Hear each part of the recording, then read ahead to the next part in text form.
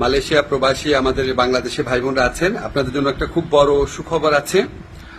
আপনারা হয়তো ইতিমধ্যে খবরটা পেয়েছেন, তবু আবার কনফার্ম করছি যে মালয়েশিয়াতে যারা বাংলাদেশের আমাদের শ্রমিক ভাই বোনরা আছেন তাদের জন্য মালয়েশিয়া সরকার মাল্টিপল এন্ট্রি ভিসা দিবে এই ঘোষণা দিয়েছে।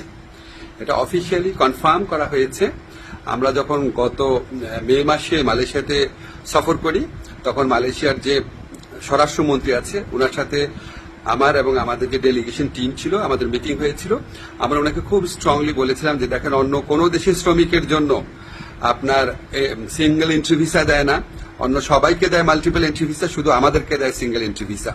তো উনি আসলে খুব অবাক হয়েছিলেন শুনে। উনি সংশ্লিষ্ট কর্মকর্তাদের জিজ্ঞেস করেছিলেন, মিটিং এ যারা ছিল তারা ওনাকে কনফার্ম করেছে যে বাংলাদেশের ক্ষেত্রে এই বৈষম্যমূলক ব্যবস্থাটা আছে।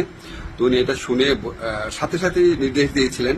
তো তারপরও আমরা খুব ওয়েট করছিলাম, দিনের পর দিন যোগাযোগ রেখেছি কবে এই সুখবরটা সত্যিকার অর্থে আমরা এক্সিকিউটেড দেখতে পাবো।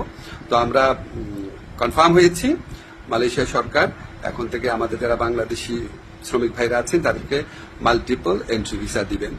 তো ইনশাল্লাহ আরো মালয়েশিয়ার ব্যাপারে ইনশাল্লাহ আরো কিছু গুড নিউজ আমরা অচিরেই দিতে পারবো। আমাদের অলরেডি একটা প্রতিনিধি দল মালয়েশিয়াতে আছে, সামনের মাসে আরো বড় পর্যায়ে একটা সফর হওয়ার কথা আছে। ইনশাল্লাহ আমরা খুব দ্রুত আরো কিছু গুড নিউজ আপনাদেরকে দিতে পারবো। সবাই ভালো থাকবেন, ধন্যবাদ।